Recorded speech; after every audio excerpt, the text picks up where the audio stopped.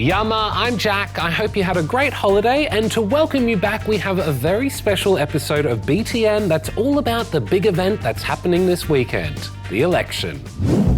We're going to find out more about how elections work and who we'll be voting for. Meet the people who put the whole shebang together, and find out about the debate around how old voters should be. We'll also explain some of the election-y words you often hear thrown about with the help of our rookie reporters. But before all of that, we thought we should tell you a bit more about the next Prime Minister, whether it's this guy again or this one. Let's meet Anthony Albanese and Peter Dutton and learn a bit about their visions for Australia's future.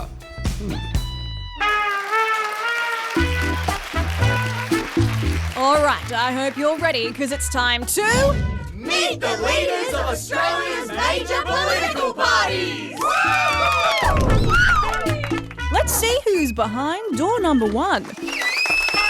He's a Pisces, 178 centimetres tall, has a son named Nathan, a dog named Toto, he's about to get married and has the nickname Albo. It's 31st Prime Minister of Australia, Anthony Albanese.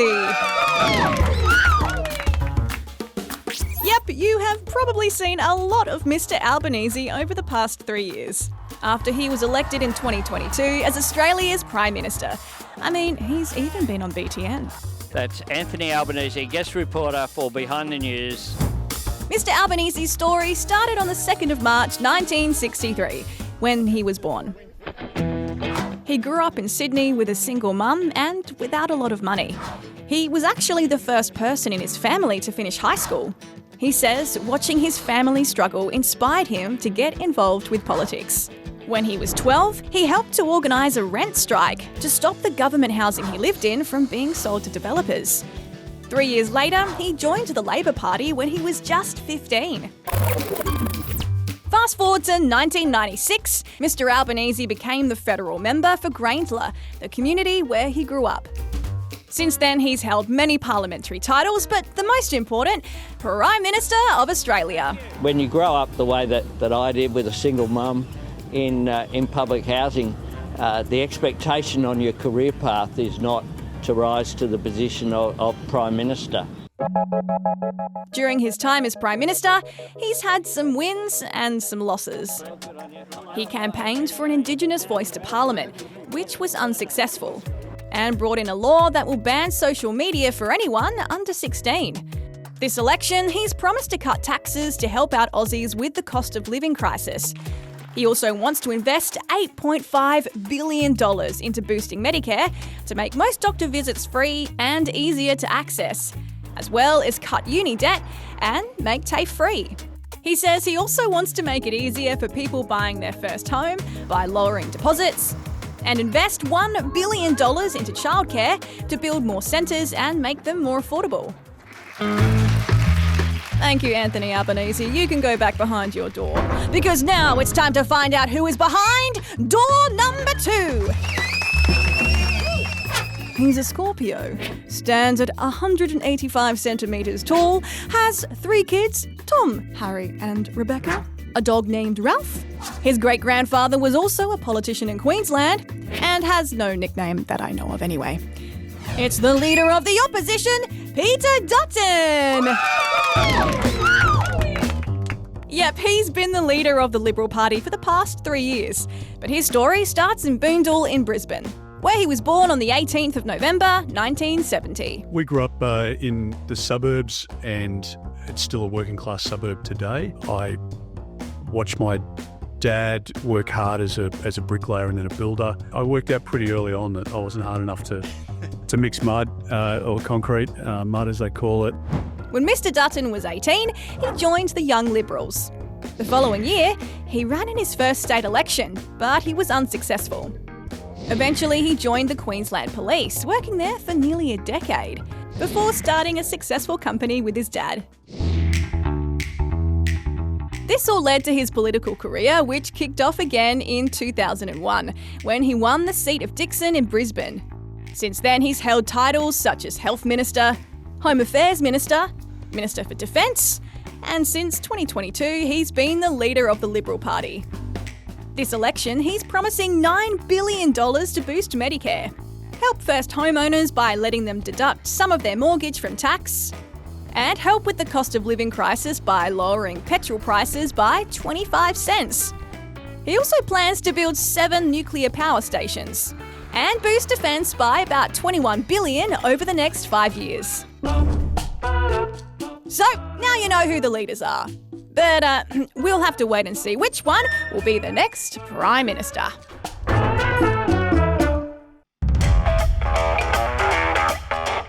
Welcome to the beaches of beautiful Wentworth, the stunning scenery of Lingo Our, the thrills of Moncrieff. Confused?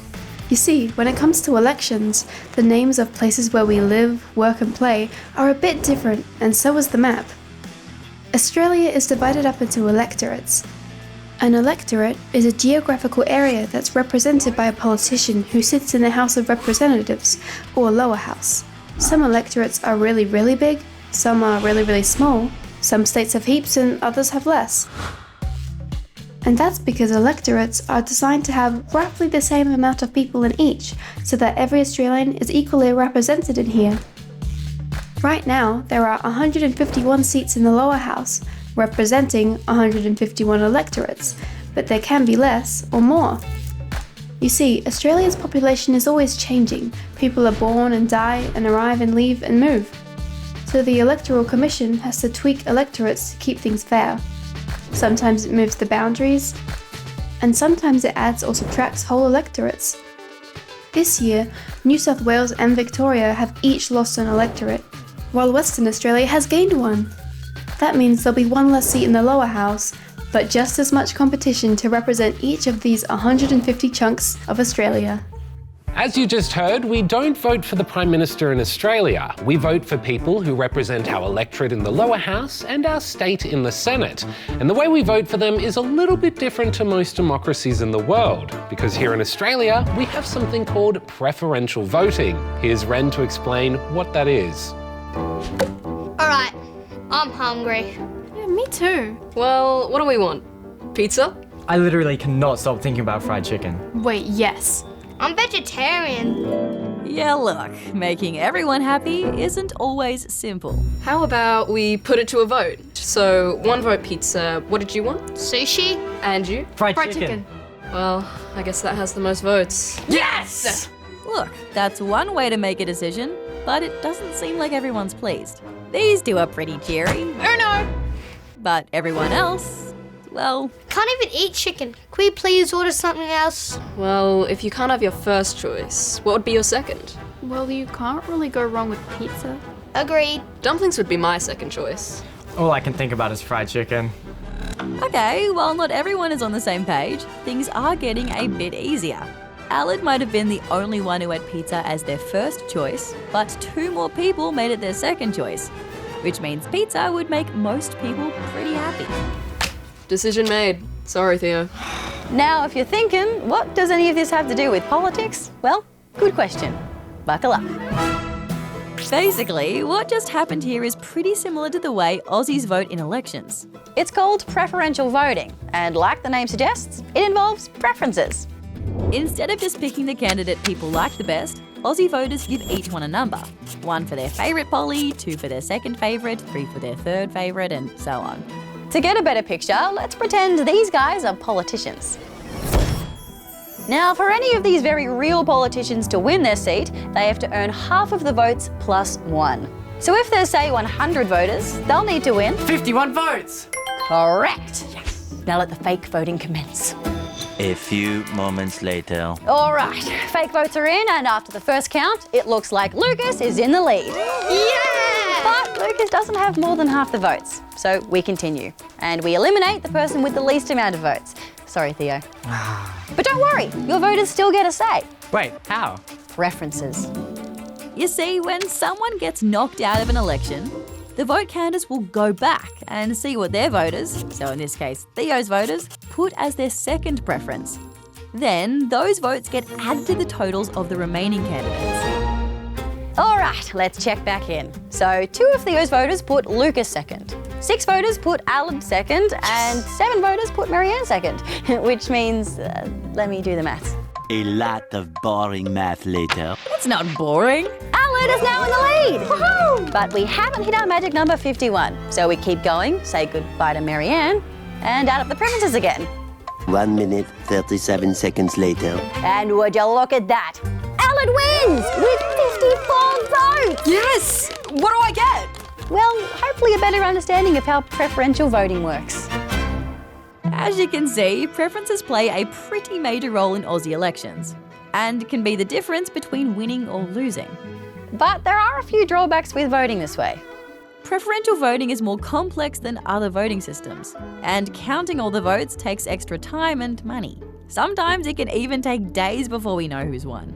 Plus, it also means that a candidate who isn't the top choice for most voters can still end up winning. But there are a lot of people who think preferential voting is the best system out there. It allows people to vote for less popular candidates without feeling like their vote is wasted. And it encourages parties with similar views to work together instead of competing against each other. But above all, they say it helps keep everyone as happy as possible, whether we're choosing a leader or just deciding what's for dinner. So, what pizzas does everybody want? Fried chicken. Vegetarian. Wait, margarita. That's so boring. Mr. Meal.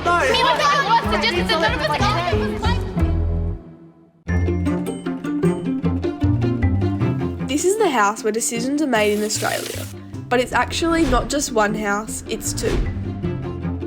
Australia's parliament is made up of the lower house and the upper house, otherwise known as the House of Representatives and the Senate. Let's start down here. The House of Representatives is made up of 150 or so politicians, and each one is elected to represent the people in their electorate. Today a quarter. That includes the Prime Minister. In fact, to be Prime Minister, your party has to have a majority of seats in here. So, winning the lower house means winning the government. Every 3 years there's another election, and the leadership can change again. Most of Australia's federal laws start out in the lower house, but to become a law, they need to go up. This is the upper house, or the Senate. It's made up of 76 senators, 12 from each state and 2 from each of the territories. They get to decide whether to approve laws made in the lower house, and they can also make laws, which then have to be passed into the House of Reps. State senators get to stay in the seat for 6 years, but they don't all start at the same time. Every 3 years, half of them are up for re-election. So, when people go to vote, they choose who they want in the lower house and the upper house. And this whole house gets a bit of a shake-up. Now we're going to meet some of the people who are in charge of running the election. They're from the Australian Electoral Commission, which was set up to keep voting smooth and fair. Here's Joe. Cardboard boxes, political posters galore, and the smell of democracy sausages in the air. Soon, all those things will be filling polling places like this one, as Aussies head to the polls for the country's largest election ever. In fact, around 18 million Aussies will be casting their votes for 1,456 political candidates in more than 7,000 polling places in Australia and overseas, staffed by more than 100,000 workers. Yeah, running an election like this is a massive job. So let's go meet some of the people who do it. Cam. Hey Joe. Nice to meet you. You too. This is Cameron Stokes, who's the big boss at South Australia's division of the Australian Electoral Commission, or AEC. What is the AEC and how long has it been around for? So the AEC is the national body that's responsible for running federal electoral events here in Australia. So we were founded in 1984 as a commission, so just over 40 years old now. In that time, they've helped set Australia apart from other democracies. Because while many countries' elections are run by their governments, the AEC is an independent agency, which basically means that it's not connected to the government, making the election process fairer. So we are completely politically neutral. We are the referee right in the middle, and we make sure that everybody follows exactly the same rules right the way across the country. And it's not just for federal government elections like this one. Over the years, they've been in charge of lots of important public votey things, like the same-sex marriage plebiscite in 2017 and the Indigenous Voice to Parliament referendum in 2023. When an election is called, what steps do you take? Is there a big red button that's just panic stations, everyone get into it, or? It feels a little bit like that. The first thing we have to do is issue the writ, which is the official document that starts the process. So the Governor-General issues the writs for all of the House of Representatives elections, and the state governors issue the writs for the Senate elections. So that's the official document that gives us the go-ahead. That's the big red button, really. And then it's time to get things ready for the big election day, which this year is May the 3rd. Town halls, sports clubs and even schools in every corner of Australia are kitted out. We've printed 50 million ballot papers for this election to cover the 18 million electors, and even more pencils and pieces of string to attach them to the cardboard booths.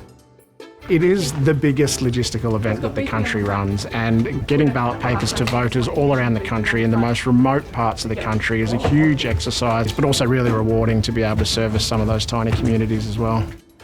Once the voting is done and the ballots have been collected, they come here to the counting centre, where they're counted. Let's go find out more. Nathan. Hey Joe, how are you, mate? Nice to meet you.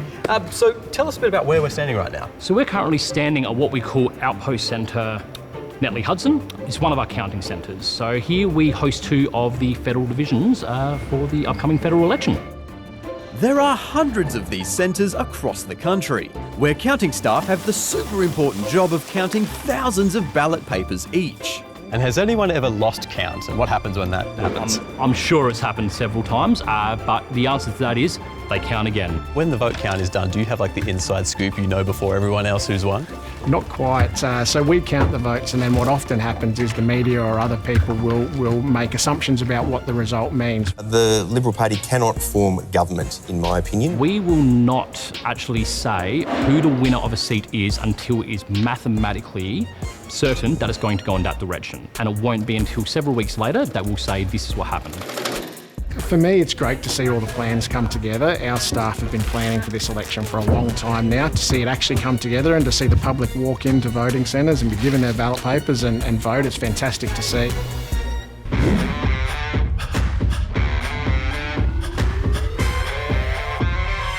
How often are elections held in Australia? Every 3 years, every 4 years, or every 6 years? They're held every 3 years. When people vote, they fill out 2 papers, a green one and a white one. Is the white one for the House of Representatives or the Senate? It's for the Senate.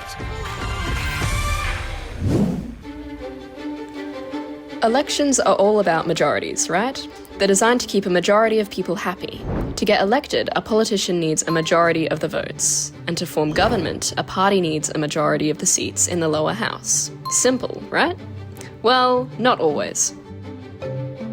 After elections, things can get kind of complicated. You can end up with a majority government, or you can end up with a hung parliament and a minority government. But let's start with the easy one. A majority government is what the major parties are aiming for. It means that one of them has won more than half of the seats in the lower house, so if they want to pass a law, they know that more than half of the votes will go their way. If they can win a majority in the Senate too, well, even better. But that being said, not all majorities are created equal.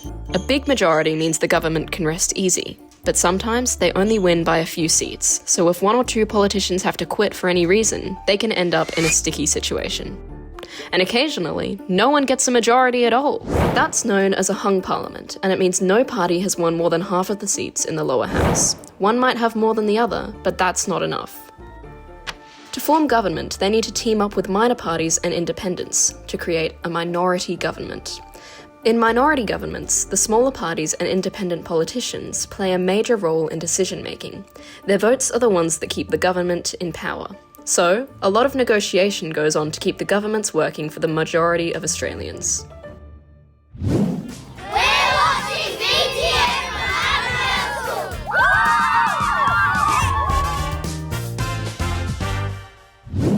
If you're at school right now, chances are you won't be voting on the weekend. In Australia, you have to be 18, but not everyone thinks that should be the case. Let's find out about the history of the voting age and the debate over its future. Here's Tatenda. Growing up, there are certain things you have to wait for, like getting a job, learning to drive, getting a credit card, watching a scary movie, or voting. At the moment in Australia, you have to be 18 to vote, although it hasn't always been that way. Back when Australia became a federation in 1901, the voting age was actually 21. But after 2 world wars and a war in Vietnam where some young soldiers were forced to fight, lots of Australians thought it was unfair that young people could die for their country but not vote. So in 1973, the voting age was lowered to 18. I think it'll turn out to be a good thing. These 18-year-olds will get the vote for other people and people will be happy about it. 18-year-olds have minds and that they are aware and that they are conscious of what's going on. But even then, it was controversial. Do you think 18-year-olds should get the vote at this year's election? Definitely not. Why not? So that the majority of 18-year-olds aren't sensible enough to vote. Now, most countries have adopted a legal voting age of 18, and a lot of Aussies are happy with that. But there are some who think the voting age should be lower.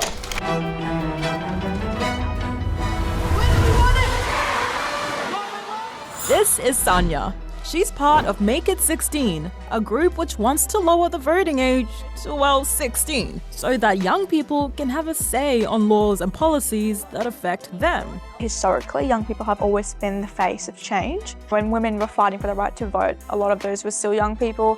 The school strike for climate, that's all young people. A lot of protests for Palestine, whether you agree with it or not, they are young people. And young people are definitely informed and educated and definitely also affected by politics. When people are like, oh, but you're 17 or you're 16, you don't know enough about this. I think it can be a little bit unfair, a bit of a double standard sometimes, because young people can be just as educated as older people.